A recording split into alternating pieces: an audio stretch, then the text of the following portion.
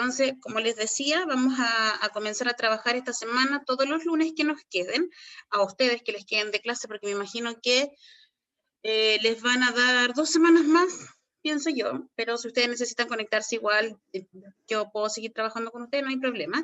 Y lo otro es que los días miércoles vamos a tener como nuestra clase de química eléctrica. Por ahora vamos a hacer solamente como el tema de la preparación, como les decía, cambiando el horario que les había dicho primeramente, que era el miércoles, ahora lo cambié por el lunes, más que nada por lo que les estaba explicando al comienzo. Ya, aparte de eso, hoy día a los profesores jefes se les enviaron las planillas de las calificaciones, ¿ya? Yo envié mi planilla de calificación de electivo para que ustedes vayan arreglando, ¿cierto? Y viendo si es que tienen algún trabajo pendiente o no, o si es que hay algún error con una calificación, me avisan también y me escriben, ¿ya? Por ahí habían algunos alumnos que están atrasados y me estaban pidiendo, entre comillas, como más plazo, y la verdad es que no es que uno ya no les quiera dar plazo, sino que ya no hay más tiempo. Imagínense, hoy día estamos a 30 y mañana ya va a ser 1 de diciembre y el 18 nosotros tendríamos que tener las calificaciones listas, ¿ya? Y por último, y con esto termino para comenzar, yo me di cuenta ayer que yo no doy clase, o sea, no doy clase, he dado todas mis clases, pero no doy tarea desde el 26 de octubre, y de hecho el 26 de octubre hay una pregunta que si va a dar la prueba, qué sé yo, la PSU, qué sé yo, esa es como la última pregunta que hay, que al final le puse también una calificación, pero de ahí no he dado tarea y estamos a 30 de noviembre, entonces hemos tenido un mes en lo que es el lectivo de química, entre comillas, un poquito más relajado en cuanto a las actividades. Así que yo igual agradezco que ustedes se conecten porque también es importante y les va a servir, ¿ya? Pero lo digo porque igual hay gente que está atrasada, siendo que se pudo poner al día y yo no seguí como, entre comillas, dando más tareas, ¿ya? Entonces, hoy día lo que vamos a ver son las disoluciones químicas y vamos a comenzar, o vamos a revisar en realidad, lo de cálculos porcentuales, que como les decía yo, si bien no está en el temario, en el modelo que hay de prueba en la página del DEMRE, hay preguntas. En las pruebas o ensayos han salido preguntas de disoluciones, entonces lo que vamos a ver es recordar más o menos de los de disoluciones químicas y de los ejercicios que están. De disoluciones químicas, ¿qué es lo que hay? Tipos de disoluciones, ¿ya? Y están los de cálculos estequiométricos, cálculos porcentuales, y hay de propiedades coligativas, que lo vamos a ver así como entre comillas rapidito, como que lo que nos sirve. Ya, entonces, si usted se recuerda, dame un segundo. Hoy tengo mucha alergia el día de hoy. Ya. Entonces, si usted se recuerda, ¿cierto? Lo primero que tenemos que recordar es lo que es una disolución química. Pero antes de eso tenemos que recordar, ¿cierto?, lo que es la materia. Entonces usted dirá, profesora, ¿pero qué tiene que ver la materia con lo de disoluciones químicas? Usted lo tiene que recordar porque si bien, ¿cierto?, la materia es todo lo que nos rodea, qué sé yo, la materia va a tener una clasificación y dentro de la clasificación se van a encontrar las disoluciones químicas. Entonces usted se recuerda, ¿cierto? La materia va a ser todo lo que nos rodea, que tiene masa y volumen, es decir, que ocupa un lugar en el espacio. Y esto implica que prácticamente todo lo que nos rodea, desde el propio cuerpo, ¿cierto? El aire, la mesa, todo va a ser materia, ¿ya? Ahora, la materia, desde la antigüedad, ¿cierto? Se ha sabido que existe la materia, pero no se sabía qué es lo que, o cómo estaba constituida la materia. Hay un filósofo que se llama Demócrito, ¿ya?, quien postuló primera vez que la materia estaba formada por partículas diminutas. De hecho, dentro de los modelos atómicos se encuentra Demócrito cuando él dice de qué está formada la materia. Y de ahí, ¿cierto?, empiezan como a salir todas las teorías relacionadas con el átomo, porque la materia está constituida por partículas que son diminutas, ¿ya? Ahora, importante que usted recuerde que hay un modelo que se llama modelo corpuscular de la materia. Toda esta materia se pasa, entre comillas, en segundo medio, pero uno la habéis visto en la básica, ya cuando en octavo ve lo que es la materia, los cambios químicos, los cambios físicos, pero lo vamos a recordar. Entonces, ¿qué es lo que es el modelo corpuscular de la materia? El modelo corpuscular de la materia lo que establece, ¿cierto?, es explicar cómo está constituida la materia en su, interior, ¿ya? Y se explica mediante 4 postulados. ¿Cuáles son esos 4 postulados? Lo primero que se dice es que la materia está constituida por partículas que son muy pequeñas que esas partículas se van a encontrar en constante movimiento, dependiendo del estado en el que esté, ¿cierto? Y que las partículas van a estar unidas por fuerza de atracción, que esta fuerza de atracción, si ustedes se recuerdan, va a ser distinta en sólidos, líquidos y gases, y que entre las partículas hay vacíos donde no hay materia, es decir, entre partícula y partícula va a haber un vacío, que eso no se considera materia. Entonces, la materia está formada por partículas muy pequeñitas, estas se encuentran en constante movimiento, van a estar atraídas, ¿cierto?, por una fuerza de atracción, y los espacios que hay vacío entre partícula y partícula, no hay materia, ¿ya? Ahora, si usted se recuerda, dentro de la materia nosotros encontrábamos tres, y de hecho lo vimos en unas preguntas que habían de estequiometría, que preguntaban, ¿cierto?, acerca de estados de la materia. Bueno, si usted se recuerda, nosotros tenemos tres estados de la materia, que son los que se trabajan obviamente en el colegio. Ahora, después si usted estudia algo con ciencia, va a ver que hay un cuarto estado de la materia, que tiene que ver con toda la tecnología, por ejemplo, de los casos de los televisores, todo lo que tiene que ver como con LED y con ahorros de energía. Ya, entonces, recordar que hay tres estados de la materia: el estado gaseoso, ya, el estado líquido, perdón, sólido y el estado líquido. Todos ellos van a tener características diferentes. Ejemplo, en el caso de los líquidos siempre no van a tener forma, sino que van a adquirir la forma del recipiente que los contiene. Por ejemplo, si el líquido está en una caja, la forma que tiene es de la caja. Si está en una taza, la de la taza; en una botella, la de una botella. El sólido no, el sólido es rígido y va a tener una forma, ¿cierto? Y los gases no tienen forma. De hecho, si usted mira hacia su alrededor, usted va a decir que va a tener en su alrededor aire, pero usted no lo ve, no tiene forma, no lo puedo ver. Si alguien, por ejemplo, en un lugar saca un perfume, uno siente al tiro, ¿cierto?, el olor, y eso pasa porque los gases tienen la propiedad o la característica, ¿cierto?, de que se pueden difundir, por eso que uno siente el olor. El líquido, ¿cierto?, tiene la posibilidad que si se cae puede escurrir, pero no así los sólidos. Entonces, todos ellos van a tener características distintas. Y en cuanto a la fuerza de sus partículas o cómo están unidas, si ustedes se recuerdan, el sólido va a tener que va a ser una fuerza de atracción muy grande entre sus partículas, la del líquido es intermedio y la de los gases casi nula, ¿ya? Y eso hace que, por ejemplo, el líquido no tenga forma o que el gas no tenga forma, cosa que el sólido sí, y que sea mucho más rígido, ¿ya? Ahora, bien importante, y lo hemos visto nosotros, que dentro de las preguntas habíamos visto la otra vez los cambios de estado de la materia. Que es importante que usted recuerde, ¿cierto?, que los estados de la materia se pueden cambiar de uno a otro. Y cuando hablamos de cambio de la materia, vamos a hablar de cambios físicos. Los cambios químicos tienen que ver con todo lo que son reacciones químicas. Ya, por ejemplo, va a ser una reacción química cuando yo quemo un papel, cuando yo, por ejemplo, hago un huevo frito, cuando yo, no sé, pues cocine algo, o cuando yo haga reaccionar, por ejemplo, el bicarbonato con el vinagre. Todo eso van a ser cambios químicos porque va a ocurrir un cambio en la estructura interna de la materia. Pero es diferente cuando hay cambios de estado de la materia, que son los cambios físicos. Esos cambios físicos o cambio de estado de la materia significa que una sustancia puede pasar de un estado a otro. Vamos a tener el estado sólido, el estado líquido y el estado gaseoso. Entonces, tenemos que de sólido a gas, ¿cierto?, se va a llamar sublimación, y algunas personas lo llaman como sublimación regresiva, ¿ya?, o sublimación directa. Y cuando es al revés, de gas a sólido, lo vamos a llamar sublimación inversa. En el caso de la sublimación, en general da lo mismo si es la directa o la inversa, no hay muchos ejemplos como de la vida cotidiana. Los ejemplos que más se ocupan, que a lo mejor les podría salir, uno nunca sabe, por ejemplo, en el caso del sólido al gaseoso, tenemos la sublimación del yodo, que es como un ejemplo más químico, porque como les digo, no hay muchos en la naturaleza. El yodo es un metal que es de color violeta, pero muy oscuro, es como una piedrita. Entonces, y es sólida, porque es una piedra, cuando se destapa, empieza como a emanar un líquido, un gas de color fucsia, como entre fucsia y morado. Y por eso se dice que es sublimación, porque pasa directamente del sólido al gas. Y cuando hablamos del gas a sólido, el ejemplo perfecto que tenemos es el ejemplo del hielo seco. El hielo seco es hielo seco porque no tiene líquido, ya que es ese hielo que se ocupa, ¿cierto?, en los sacos, que los venden de hecho en sacos, y que los ocupan las personas, por ejemplo, para mantener la temperatura de las bebidas, o los helados. O cuando hemos comprado un helado, que está muy seco, de hecho uno lo toca y como que los labios se pegan, es por lo mismo. Y bueno, tenemos los otros ejemplos característicos que son la fusión, la solidificación, la vaporización y condensación. Fusión de sólido a líquido, de líquido a sólido, solidificación.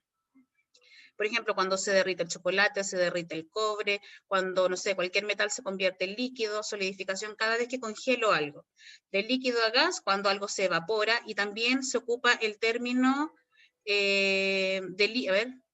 no, está bien. También el otro término que se ocupa es la licuación, que también lo vimos un día en un ensayo, que es cuando paso de líquido, cuando paso de líquido a gas.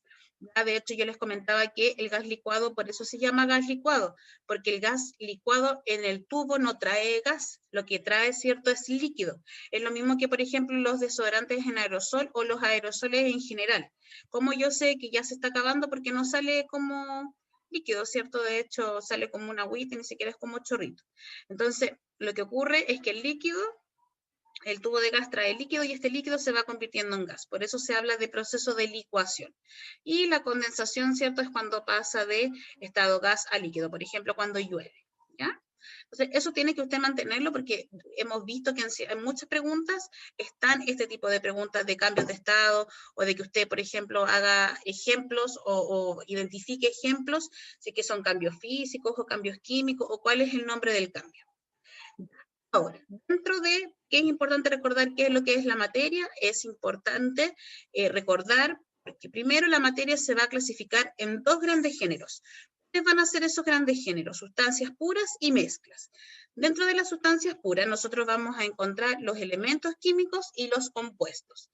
Y dentro de las mezclas vamos a encontrar dos tipos de mezclas. Las homogéneas, que son las disoluciones, y las heterogéneas, que también van a ser mezcla, pero no van a ser consideradas disolución. ¿Cuál va a ser la diferencia? Primero, recordar, ¿cierto?, que un elemento químico es un tipo de materia que está constituida por átomos de la misma clase. Se representan mediante un símbolo químico, ¿cierto?, que nosotros lo podemos encontrar en la tabla periódica y es lo más simple.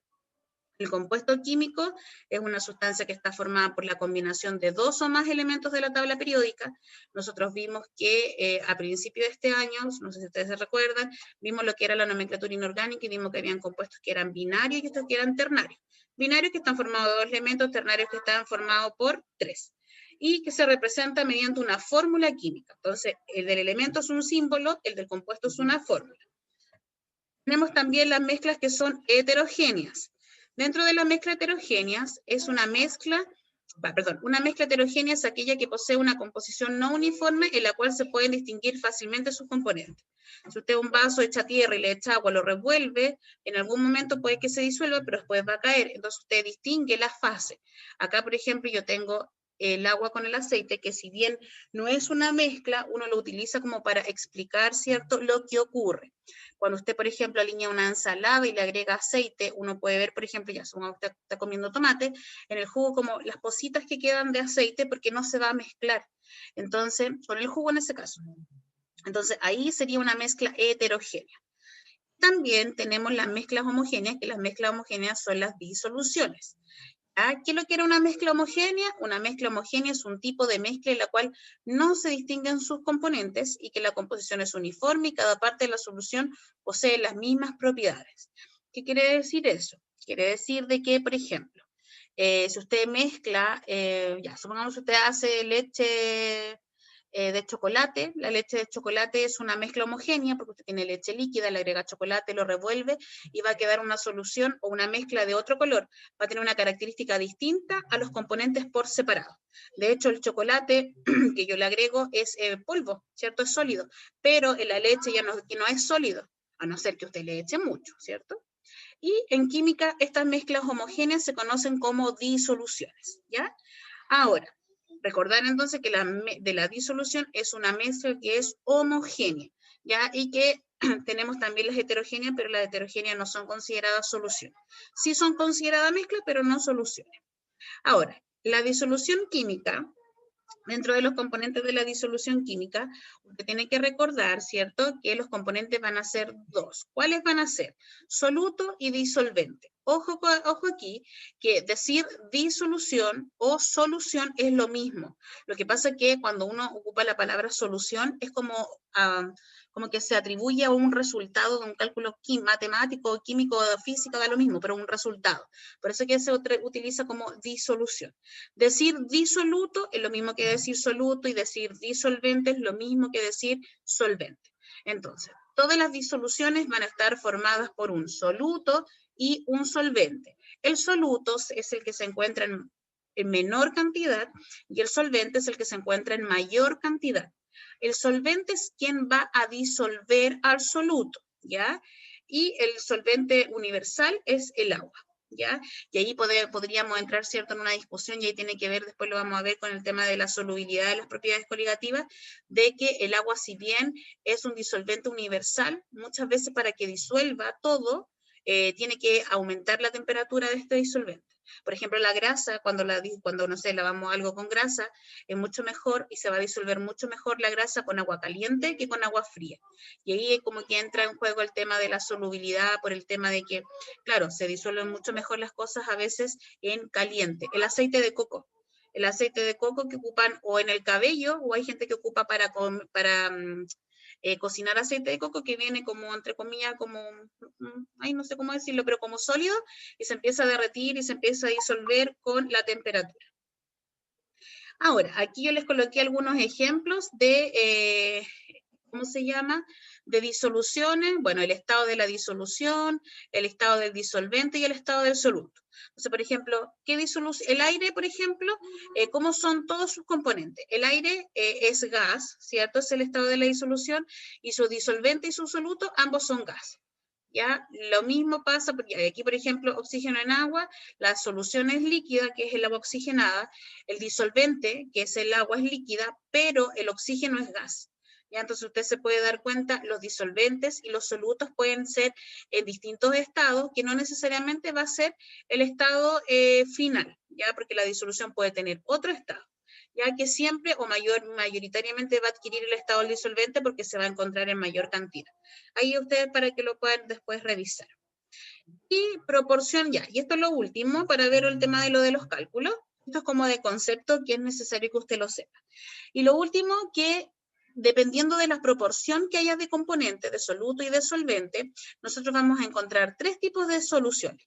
Las soluciones que son insaturadas, las soluciones que son saturadas o concentradas, y las que son sobresaturadas. Entonces, ¿qué es lo que es una disolución insaturada? Es una disolución en la que la cantidad de soluto disuelto es menor que el necesario para alcanzar el punto de saturación a una temperatura determinada. Esa es como la definición. Yo les voy a explicar como en términos sencillos cómo es. La saturada o concentrada son disoluciones en las cuales se disuelve la máxima cantidad de soluto a cierta temperatura.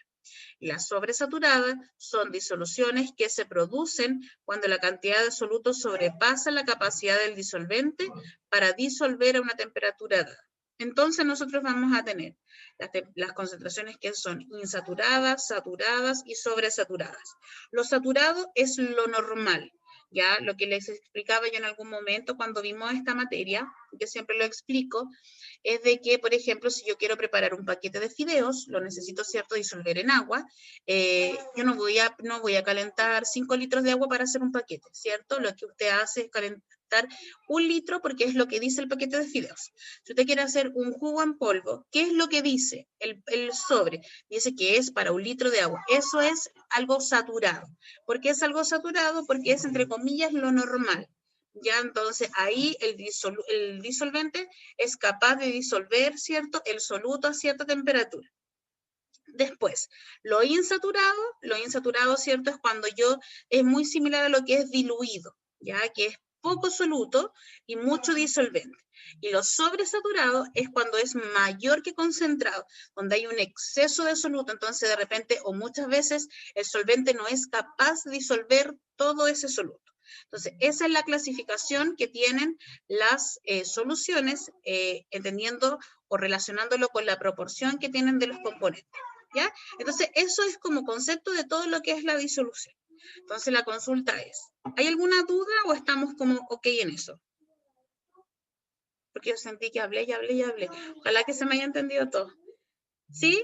Ya, todo ok, maravilloso. Eso es lo que yo como que he visto que se han preguntado. O sea, por ejemplo, si ustedes se recuerdan, bueno, no sé si se recuerdan, pero cuando nosotros vimos las soluciones químicas, dentro de las soluciones químicas están los métodos de separación, que está la o sea, la cristalización, la filtración, decantación, todo eso, nada de eso lo preguntan. Por eso que no es necesario que, entre comillas, lo repasemos, porque no está. Sí está, por ejemplo, conceptos de soluciones o conceptos de qué es lo que es saturado sobre saturado y los ejercicios químicos particulares. Ya, dentro de estos ejercicios vamos a ver hoy día solo cálculos porcentuales y solo lo vamos a ver y después cuando nos volvamos a ver vamos a ver como preguntas de disoluciones. Entonces, lo que le estaba comentando yo. Usted sabe sacar masa molar, sabe sacar gramos, sabe sacar moles, porque eso lo relacionamos con lo que es la estequiometría. Pero ahora vamos a recordar lo de los cálculos porcentuales, ¿ya? Entonces, un segundito aquí. Porque siento que como que hablé. Y que ojalá que me estén entendiendo. Ya. Un segundito. Deme un cachito.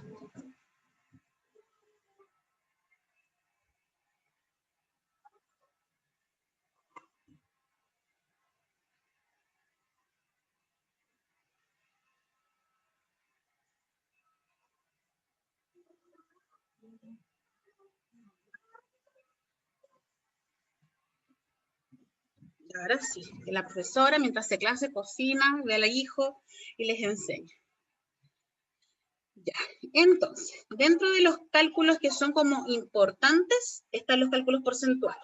Ya, si usted se recuerda, nosotros vamos a tener 3 tipos de cálculos porcentuales, pero primero vamos a recordar qué es lo que era un cálculo porcentual. Dice, las soluciones o disoluciones porcentuales indican la cantidad de soluto disuelto, Ya, las soluciones o disoluciones porcentuales indican la cantidad de soluto disuelto por 100 partes de solución, porque estamos hablando de porcentaje, ¿cierto? Este tipo de expresar la concentración de soluciones es para uso frecuente en los productos comerciales, para indicar así su composición química y estas fórmulas son. Nosotros vamos a tener 3 tipos de fórmulas, ya que ustedes no se vayan a confundir. Ahora, profesora, ¿y cómo yo me voy a aprender estas fórmulas de memoria? Yo tengo un tips. ¿Cuál es el tips? Las 3 fórmulas, independientemente si es masa-masa, masa-volumen, volumen-volumen, todas son soluto partido en solución por 100. Fíjense en esa. Soluto, solución por 100. Ay, no sé por qué le puse animación a esto. Soluto, solución por 100. ¿Se da cuenta? Todas son soluto partido en solución por 100. Entonces, ¿cuál es la magia? La magia es recordar qué unidad se trabaja. Nosotros vamos a tener 3 cálculos porcentuales, que son, que se lo pueden trabajar como masa-masa o peso-peso. Es decir, masa-masa o peso-peso viene siendo lo mismo. Entonces, obviamente se va a colocar de manera distinta. Por ejemplo, en masa-masa se coloca porcentaje M-M y peso-peso es porcentaje P-P. Ya, entonces viene siendo lo mismo. ¿Y cómo yo me recuerdo cómo es la fórmula? No se recuerde de las 3 fórmulas, sino que recuerde en general cómo es la fórmula. ¿Cómo es la fórmula? Soluto partido en solución por 100. ¿Qué significa esto? Que si yo digo masa-masa, los porcentajes, la masa y el volumen son lo que se trabaja. Masa-masa, la misma unidad. Masa, olvídense, masa-masa, volumen-volumen, masa-volumen, ¿ya? Y la masa se trabaja en gramos y el volumen se trabaja en ml.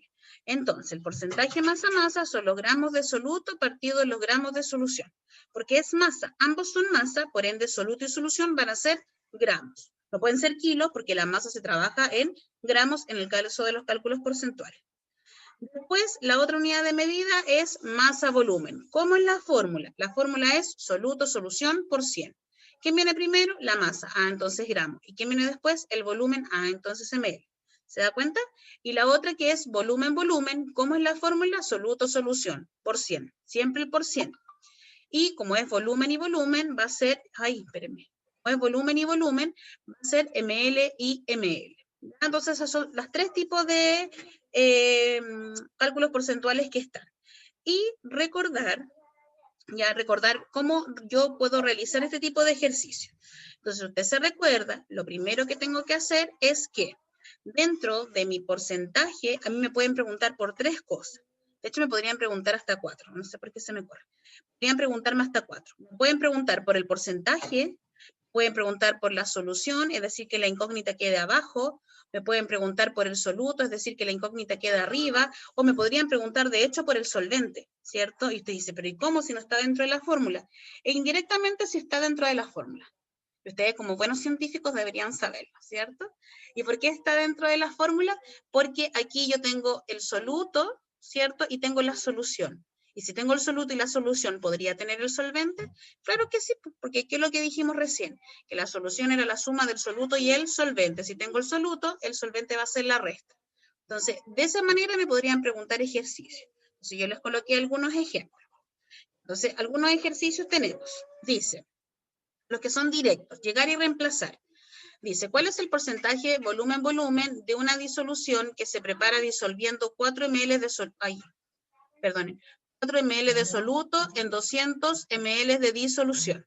Entonces, ¿qué sabemos nosotros? Que el porcentaje volumen-volumen, ¿cierto? Va a ser igual.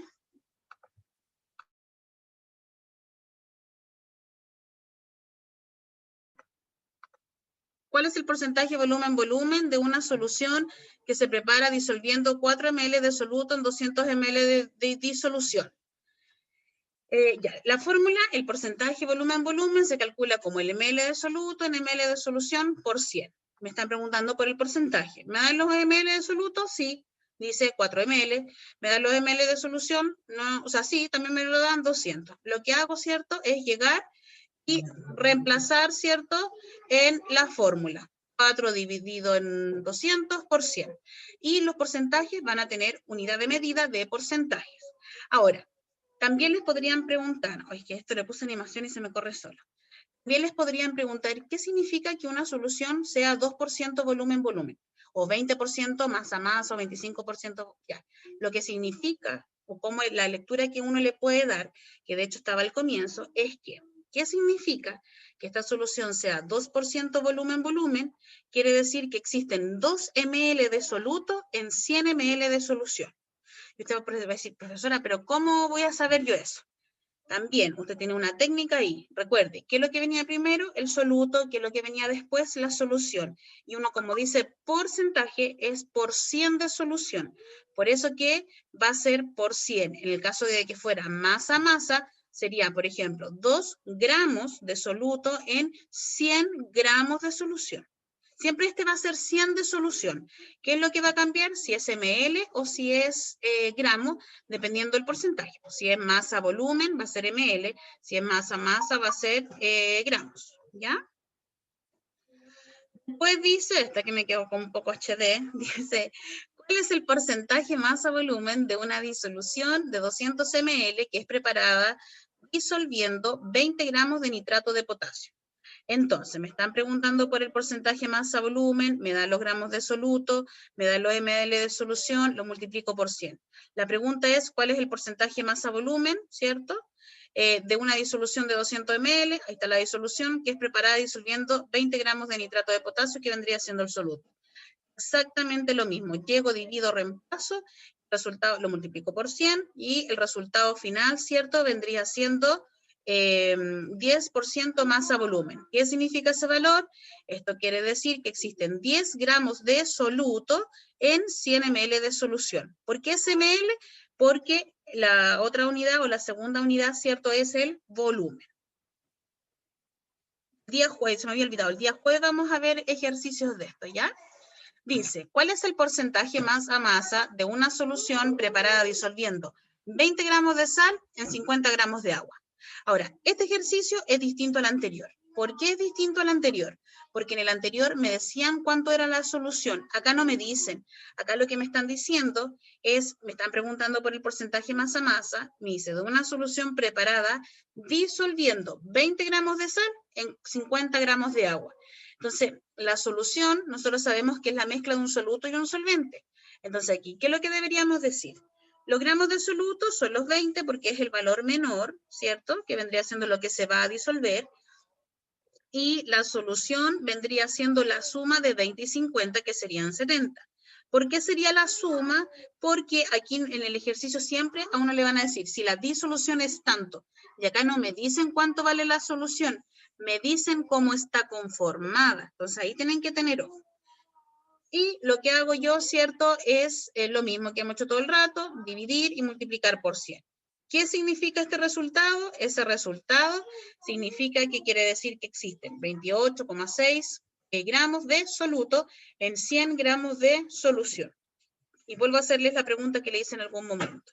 ¿Usted está en condiciones de dividir 20 en 70 y multiplicarlo por 100 sin calculadora? ¿Ya? Entonces, nos podemos saber todas las fórmulas, pero si no sabemos dividir, no sabemos multiplicar, nos va a costar un montón y nos vamos a quedar detenidos en el ejercicio. Entonces, en sus tiempos de rato libre, si es que tiene, trate de hacer ejercicio donde usted pueda dividir de verdad, porque es importante. De hecho, en colegio no sé si deberíamos ocupar calculadora, pero igual nos simplifica un montón, pero la prueba es sin calculadora, eso es lo fome, ya es sin calculadora y sin fórmula, más la ansiedad, más todo lo que hay de por medio, imagínense. Entonces usted va a tener que buscar técnicas para poder, como entre comillas, estar relajado también. Y yo siento que una de esas cosas de estar relajado es estar bien preparado. Entonces, si usted está bien preparado, no va a tener ningún problema. Por eso es que es importante que usted haga ensayos, haga ensayos, haga ensayos, haga ensayos, no importa que se equivoque, pero que así usted se vaya entrenando con el tipo de prueba. Ahora, dentro de estos ejercicios, hay ejercicios que son más complejos. Profesora, ¿cuáles son estos ejercicios? Ya, estos ejercicios son los siguientes. Dice, ¿cuál es la concentración, porcentaje volumen, de una disolución de un volumen total de 100 ml si ésta se preparó añadiendo 32,86 gramos de etanol? Y me dan la densidad del etanol. Entonces usted va a decir, ya, lo que me están preguntando es por el porcentaje volumen-volumen, ¿cierto? ¿Cómo se calcula el porcentaje volumen-volumen? Los ml de soluto partido los ml de solución por 100. El porcentaje volumen-volumen es lo que me están preguntando. Los ml de soluto no los tengo. ¿Qué es lo que tengo? Lo que tengo son 32,86 gramos de etanol, que vendría siendo el soluto. Pero yo lo necesito en ml, no en gramos. Entonces, ¿cómo puedo pasar este valor que está en gramos a ml? Tengo que ocupar sí o sí la densidad. Por ejemplo, cuando uno dice que un compuesto está formado por 10% de hidrógeno, quiere decir que hay 10 gramos de hidrógeno. Es lo mismo, la unidad es lo mismo. Pero aquí usted no puede decir, me da 1 litro de pan, porque no tiene nada que ver una unidad con la otra, no tienen relación. Usted no puede decir, ya, ¿sabe qué? Hoy día voy a querer 3 kilos de bebida. No se puede hacer eso. Las unidades de medida no son similares a otras, como por ejemplo en los cálculos porcentuales de los compuestos, que cuando yo digo que tengo tanto porcentaje de oxígeno, significa que yo tengo tanto gramo de oxígeno. Acá no. Acá lo que tengo que hacer es que para pasar de gramo a ml o viceversa, tengo que ocupar la fórmula de la densidad. Y los ml de solución me lo dan en el ejercicio, ¿ya? Entonces, ¿cómo sería esto de la densidad? La densidad es ¿cómo se llama? Me voy a odiar por haberle puesto animación. La densidad, ¿cómo se calcula? Se calcula dividiendo la masa en el volumen. El valor dado es la densidad que me lo dieron, la masa también me lo dieron, y el volumen es lo que yo ando buscando. Ya yo necesito pasar este valor a volumen. Entonces, si yo hago un despeje, ¿cierto? Yo quiero saber este valor, aquí está mi X, está dividiendo, el otro lo va a pasar multiplicando, y el que está multiplicando va a pasar dividiendo. Por ende, cada vez que yo tenga este tipo de ejercicios para pasar de gramo a volumen, yo lo que tengo que hacer es dividir los gramos en la densidad, que en este caso es 32,86 dividido en 0,78,51. La pregunta de nuevo es, si usted tuviera que dividir eso sin calculadora, ¿podría dividirlo? Yo no podría, de verdad, porque me cuesta un montón dividir en decimales. Entonces yo amo la calculadora, pero yo no voy a dar la prueba esta vez. Cuando di la prueba en su momento, no la di con calculadora. Entonces, eso tiene que preguntarse. ¿Me puedo saber todas las fórmulas? Me puedo saber todo, pero si no me sé las tablas y no sé dividir, porque la calculadora, amo la calculadora, nos ayuda un montón. Pero vuelvo a insistir que la prueba no es con calculadora, ¿ya? Ahora, como ya tengo los ml, ya tengo los ml del soluto y tengo los ml de la solución, ahora sí llego y reemplazo, ¿ya?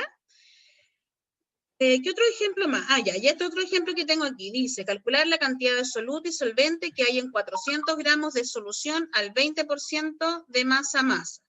Entonces, tengo el porcentaje de masa-masa que son 20. Tengo los gramos de solución que son 450. Tengo los gramos de soluto que no me los dan y tengo los gramos de solvente que tampoco me los dan y ni siquiera está en la ecuación. Entonces, ¿qué es lo que hace usted? Ya, usted dice. Tengo que el porcentaje masa-masa son gramos de soluto partido en gramos de solución por 100. ¿Y qué es lo que es la solución? La solución es la suma de soluto más solvente. Entonces, si yo reemplazo los valores, me va a quedar 20% masa-masa es igual a los gramos de soluto partido por 450. Entonces, el que está dividiendo pasa multiplicando y el que está multiplicando va a pasar al otro lado dividiendo. Ya recuerde eso, pues no me vaya a pasar algo restando, o sea, restando o sumando. Porque si divide, multiplica, si multiplica, divide. Y ya, despejamos la cuestión esta, ¿cierto? 20 por 450 dividido 100 y me van a dar los gramos de soluto que van a ser 90. ¿Cómo obtengo yo ahora los gramos del solvente?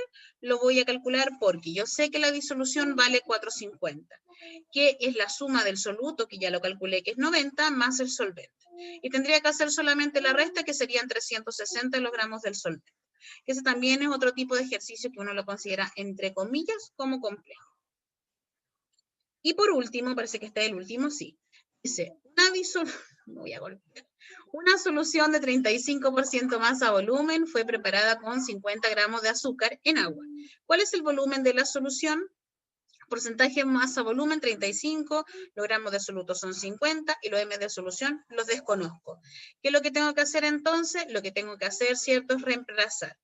Porcentaje masa volumen vendría siendo los gramos de soluto partido de los ml de solución por 100, el porcentaje lo tengo, los 50 gramos son los que me dieron por 100 y los ml de solución son los que ando buscando. Cuando una X le queda aquí abajo, ¿cierto? Y tiene todos los otros valores, aquí lo único que se hace es intercambiar los datos, porque este que está dividiendo pasa al otro lado multiplicando y este que va a quedar multiplicando con la X va a pasar abajo dividiendo. ¿Ya? Y ahí usted va a tener los ml de solución. Entonces, si usted, ¿cierto? ¿Cómo se llama? Me puso atención hoy día. Revisa de nuevo este material. El día jueves podríamos responder, ¿cierto? Preguntas. ¿A dónde están? Ay, se me habían perdido. Había, ¿cómo se llama? Podríamos ver preguntas de las que están relacionadas con lo que es disoluciones químicas, ¿ya? Entonces, eso sería, nos quedaría solo por ver propiedades coligativas que la vamos a poder verla el día jueves cuando tenemos nuestra hora.